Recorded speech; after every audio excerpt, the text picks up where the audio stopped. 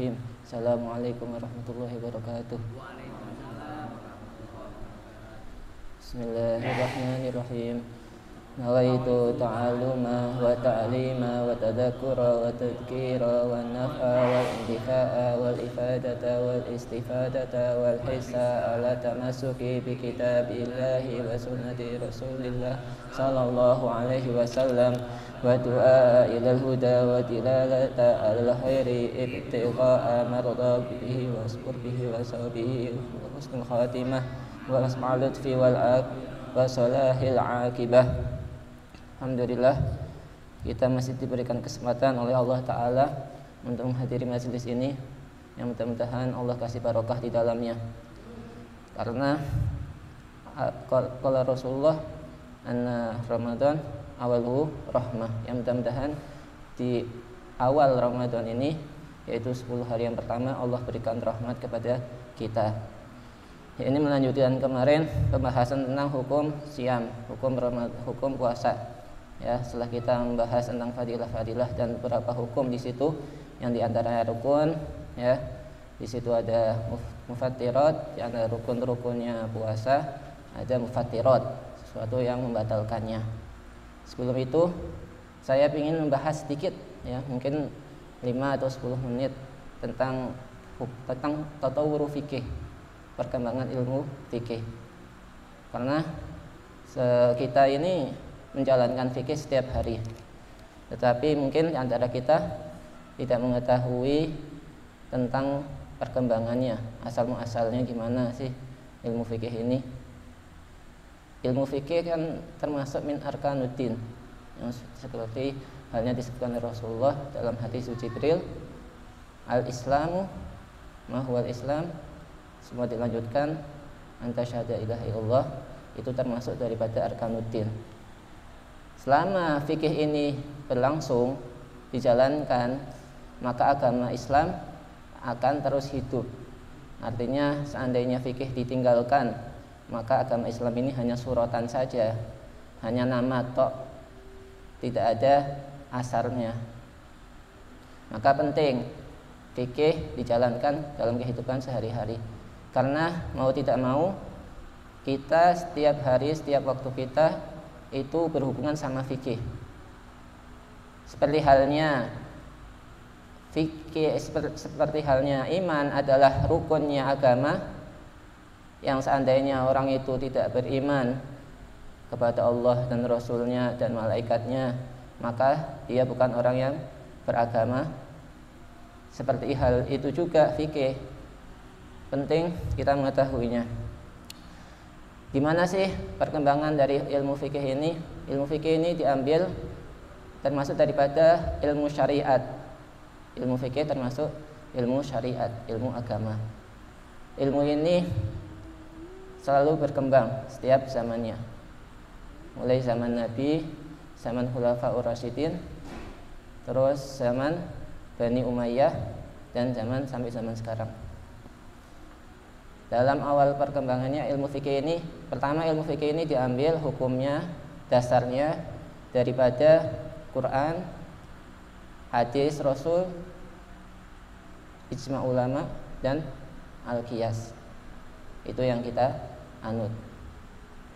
Nah, terus di zaman Nabi, hukum Islam itu sedikit turun, ya, dipraktekkan ketika sebelum hijrah, karena sedikit ayat di situ yang turun menerangkan tentang hukum syariat sebelum hijrahnya Nabi. Di situ sebelum hijrahnya Nabi, kebanyakan Quran menyebutkan tentang hukum-hukum ketuhanan. Selama 13 tahun Mekah di situ diisi lebih dari 300 berhala di sekelilingnya. Itu menandakan saking melekatnya iman mereka kepada berhala, keyakinan mereka kepada asnam dan macam-macam di situ, Lata, Uzza, Hubal, dan lain-lain. Untuk menghilangkan daripada melekatnya sifat penyembahan berhala, maka kebanyakan ayat yang turun di kota Mekah berkaitan dengan sifat ketuhanan. Sehingga qalil, sedikit daripada hukum-hukum syariat yang turun di kota Mekah sebelum hijrah itu. Di antaranya yaitu pengharaman menguburkan anak perempuan hidup-hidup. Jadi termasuk adat mereka, sebagian mereka itu gak suka punya anak perempuan. Dikisahkan Sayyidina Umar ketika mempunyai anak, istrinya mengetahui anak itu perempuan. Bagaimana caranya supaya Sayyidina Umar gak tahu? Ini masih jahiliyah, masih belum mengenal agama Islam. Di situ apa? Sayyidina Umar gak mengetahui anaknya itu perempuan, ditutupin sama istrinya.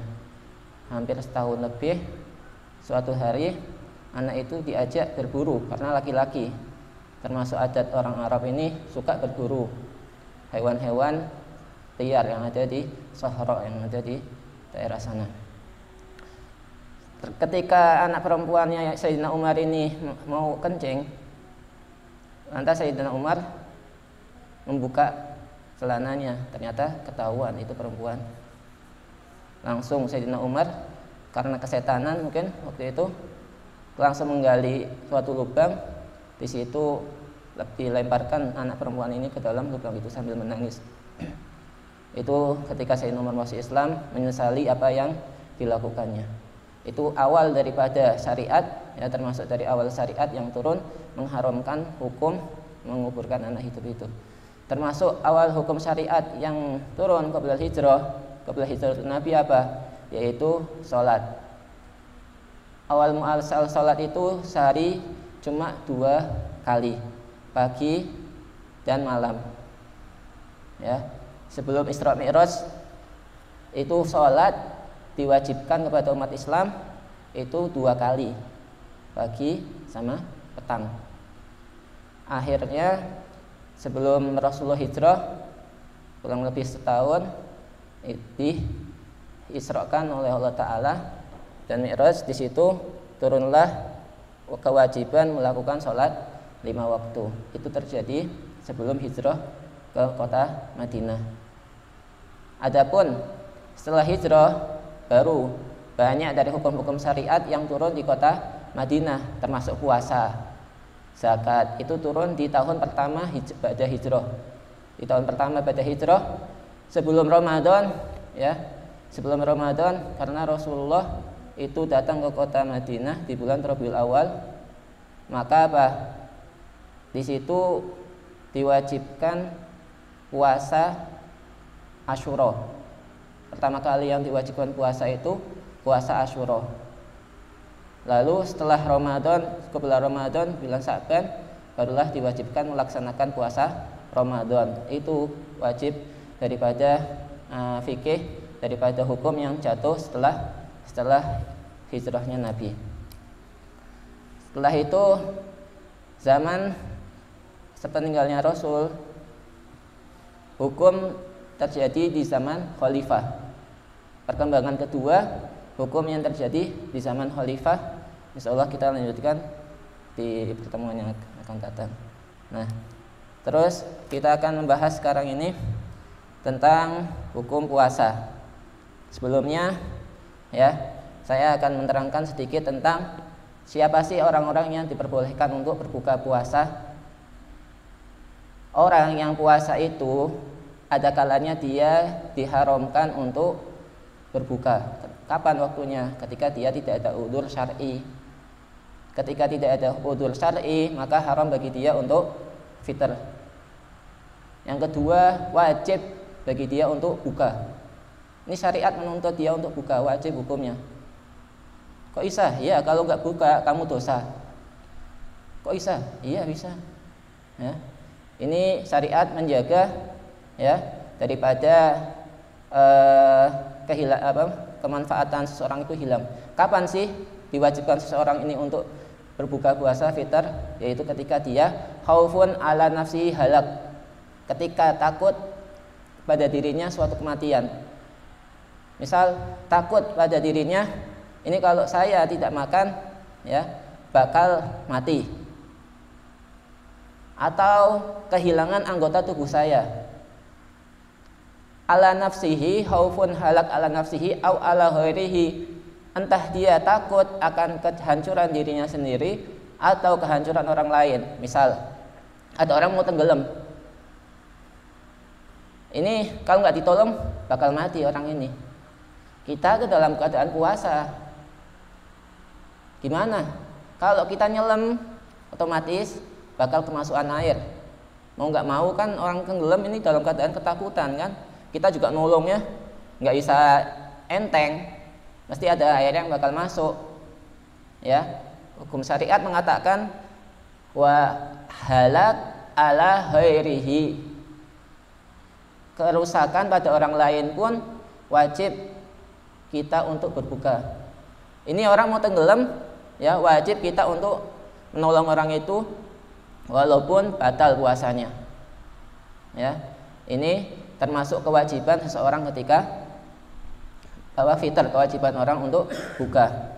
Nah, ini dua hukum, yaitu haram hukumnya untuk fitr, untuk buka sebelum masuk waktunya, juga wajib hukumnya untuk fitr.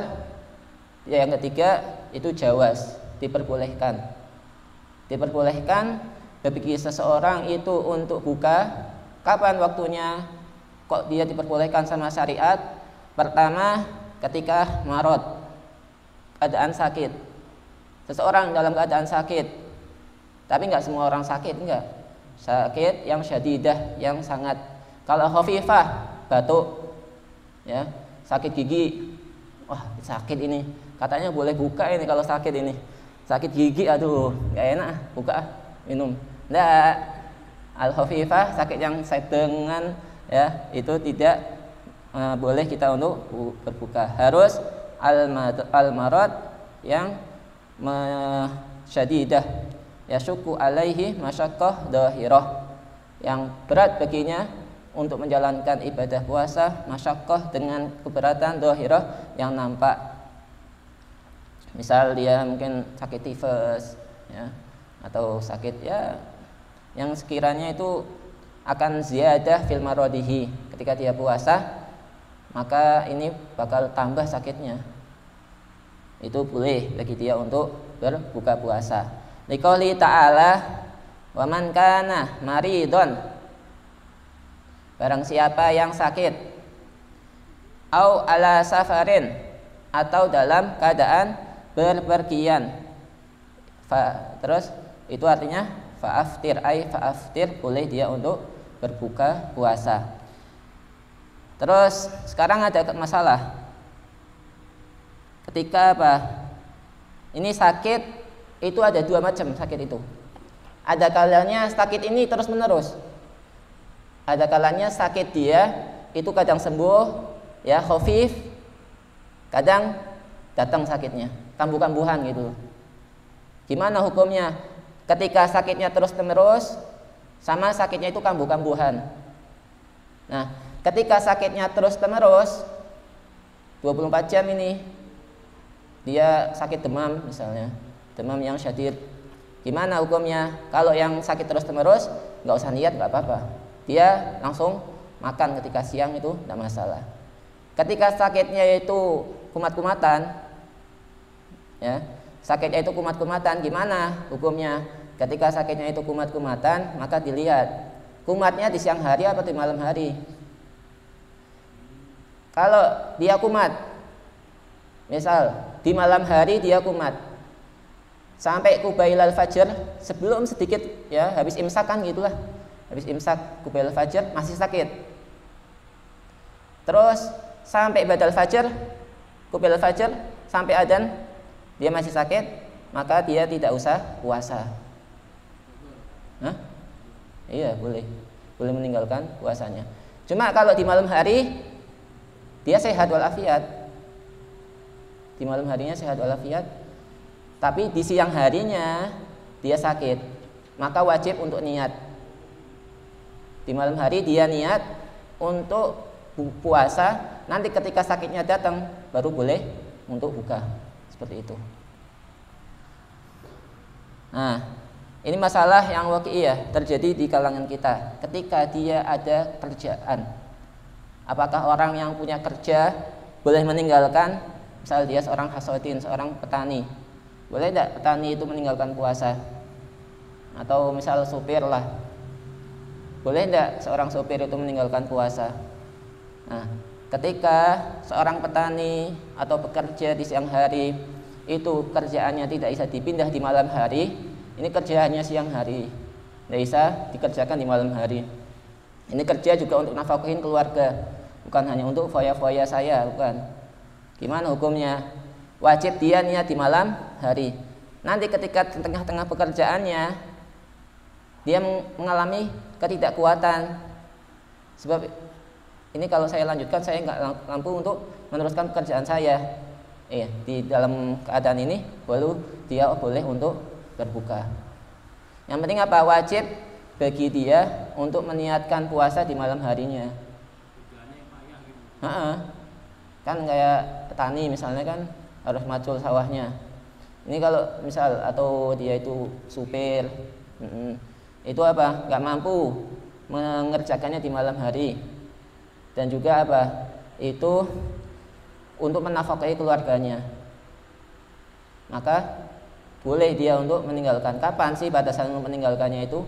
Ketika malam hari dia tetap wajib niat. Nanti ketika suhul, ketika kerja, nanti dilihat ini berat ini, saya nggak laku mengerjakannya, maka apa? Boleh dia untuk buka. Itu masalahnya waqi'iyah. Terus juga seseorang yang diperbolehkan untuk berbuka dalam puasa, yang kedua adalah musafir safaron tawilan mubahan. Seorang yang melakukan perjalanannya tawilan, 2 marhalah, mubahan, tidak boleh perjalanan itu perjalanan haram. Nah, boleh bagi dia untuk meninggalkan puasa, kecuali apa? Persyaratannya melakukan dia keluar dari batas desanya itu dalam keadaan qoblal fajr. Kalau dia melakukan perjalanan keluar dari sebelum ba'dal fajr, dia masih di dalam desa. Misal jam 6 baru keluar, maka wajib puasa dulu. Nanti kalau sudah tidak kuat baru boleh. Persyaratannya harus keluar dari batas desa dalam keadaan qoblal fajr, sebelum terbitnya fajar. Kalau dia ini kok keluar setelah fajar, maka tetap wajib bagi dia untuk ini puasa. Nanti ketika dia nggak mampu baru boleh. Mana yang afdol? Melanjut. Misal saya mau puasa, tetap puasa. Akhirnya apa? Dilanjutkan dia puasa. Ya. Walaupun dia bisa keluar qoblal fajr. Dia keluar sebelum fajar. Waktu sahur nih keluar sampai ke Lagua. Apakah yang afdol dia makan membatalkan puasanya, atau yang afdol dia untuk apa? Melanjutkan puasanya. Melanjutkan puasa itu lebih utama daripada membatalkan, kecuali kalau sudah nggak mampu. Terus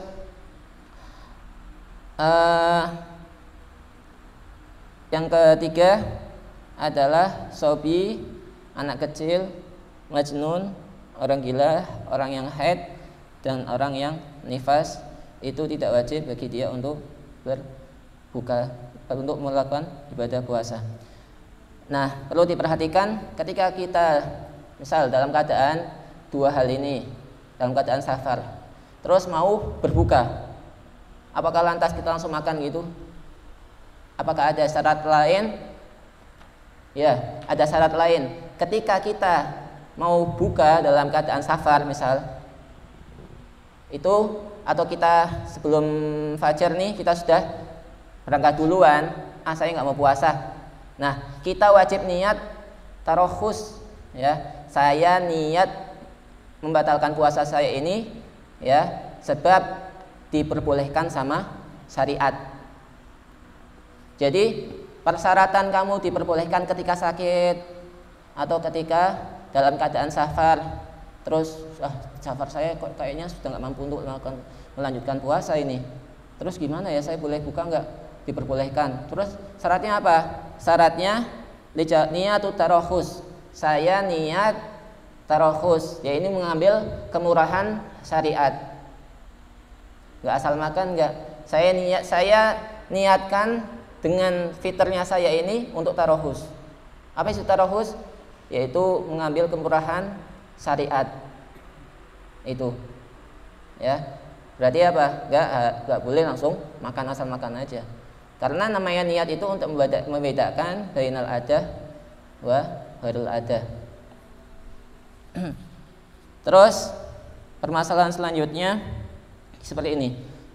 Ada seorang anak kecil, dia melakukan ibadah puasa di masa dia dekat dengan waktu baligh, zaman baligh. Nah, terus dia di waktu tengah-tengah melakukan puasa, karena puasanya itu sunnah, ya anak kecil itu puasanya sunnah, anak kecil yang mumayyiz, ya dia melakukan puasa. Terus di tengah-tengah puasanya baligh, tidur, ihtilam, kan nggak membatalkan puasa. Mimpi keluar mani itu nggak membatalkan puasa kalau mimpi ya. Nah, kalau nggak mimpi ada hukumnya lagi nanti. Terus dia mimpi, akhirnya apa? Baligh kan? Balighnya dia dalam keadaan apa? Puasa. Gimana hukumnya? Wajib dia untuk melanjutkan puasanya. Kalau dia belum baligh, ini masih kecil, ya mungkin masih SD kelas 1 ya, kelas 2 masih belajar puasa, itu sunnah bagi dia untuk melanjutkan puasanya. Nanti kesunahan ini maknanya apa sih? Ini kan masih kecil, belum dihukumi sama syariat. Artinya kedua orang tuanya itu mendapat pahala atas apa yang dilakukan oleh anaknya ini. Atau seorang yang musafir. Seorang musafir karena dia saya tetap mau puasa. Sampai di rumahnya dia niat sudah mukim nih, ya. Sudah nggak ada lagi untuk ada tarohus, nggak ada lagi, nggak ada kemurahan, nggak ada udur lagi. Dalam keadaan sampai rumah, keadaan mukim, dia masih puasa. Gimana hukumnya? Hukumnya dia wajib untuk menyempurnakan puasanya itu. Kalau dia sampai rumah dalam keadaan tidak berpuasa, maka sunnahnya imsak namanya. Imsak itu apa? Meninggalkan makan dan minum kayak orang puasa. Itu sunnah. Cuma kalau dia masuk ke rumah dia sudah mukim dalam keadaan puasa, wajib menyempurnakan puasanya. Terus termasuk lagi atau seorang yang sakit terus sudah sembuh, hukumnya sama seperti tadi. Setelah itu man aftara Ramadan au wajiban ghairahu ta'addiyan. Nah, sekarang gini, ada dua orang membatalkan puasanya.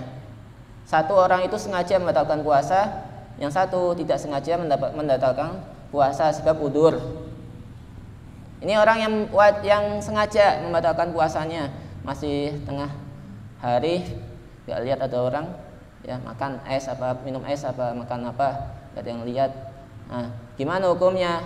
Hukumnya dia wajib untuk mengqadha hari itu, dan qadanya itu wajib fauran. Selesai Id, hari kedua langsung puasa, nggak boleh ditakhir. Orang yang sengaja melakukan batal puasa nanti hari kedua Id, karena hari pertama haram puasa ya, Yaumul Id itu haram puasa. Nah, hari keduanya gimana? Hari keduanya nanti wajib langsung puasa fauron. Seandainya mati duluan di tengah Ramadan, dia mati, gimana hukumnya? Wajib mengeluarkan fidyah 1 mud untuk kafarah dia karena meninggalkan puasa dalam keadaan sengaja. Yang kedua, orang meninggalkan itu sebab udzur, kayak tadi safar ila akhirih, tetap wajib qadha. Terus gimana qadhanya? Qadhanya ala tarohi. Maknanya ala tarohi apa? Artinya boleh kapanpun dia mengqadhanya. Terus kalau mati duluan, nggak wajib mengeluarkan fidyah. Nah, itu termasuk daripada hukum orang-orang yang meninggalkan puasanya. Nah, sekarang kita lanjutkan tentang hukum ibrah li shaim. hukum suntikan pada orang yang puasa. Gimana nih hukumnya suntikan? Kita mau ngulangi sedikit kemarin ya. Al-ibrah salah satu anwa. Sungguhnya suntikan itu ada 3 macam. Pertama namanya infus, taghdiyah, untuk kekuatan. Infus kan ada vitamin ya. Ada macam-macam di situlah untuk taghdi, untuk supaya badannya tetap kuat tanpa makan. Hukumnya batal mutlakon, tidak ada khilaf di situ. Bahwasanya orang yang melakukan infus di siang hari ketika puasa itu hukumnya batal. Yang kedua, suntikan tetapi cuma dia suntikan ini nggak sampai nembus otot dia. Wallah alam, katanya insulin, orang yang insulin ini gula ya apa? Nah, itu dia disuntik tapi nggak sampai menembus otot suntikannya. Katanya ini nggak sampai membatalkan puasanya. Nah, ulama berbeda pendapat di suntikan yang ketiga ini. Lidawa, ketika suntikan ini untuk obat, gimana hukumnya? Suntikan untuk obat, ulama berbeda pendapat. Ada yang mengatakan oh nggak batal, karena itu dilewatnya bukan lewat jalan yang terbuka dari anggota badan. Sebagian lagi mengatakan batal. Makanya untuk hati-hati ketika kita nggak bisa menghindari, naudzubillah ya, ada orang nggak bisa menghindari suntik di siang hari, di malam hari, harus suntik ini cepet-cepet, harus suntik di waktu siang. Gimana? Nanti dikodok supaya ihtiyat, hati-hati untuk menjalankan supaya hati-hati dalam menjalankan hukum. Kita orang itu tadi mengkodok daripada yang dilakukan itu. Terus hukum yang kedua, hukmul bakhah lisaim. Apa hukmul bakhah? Bakhah itu buat tanafus ya.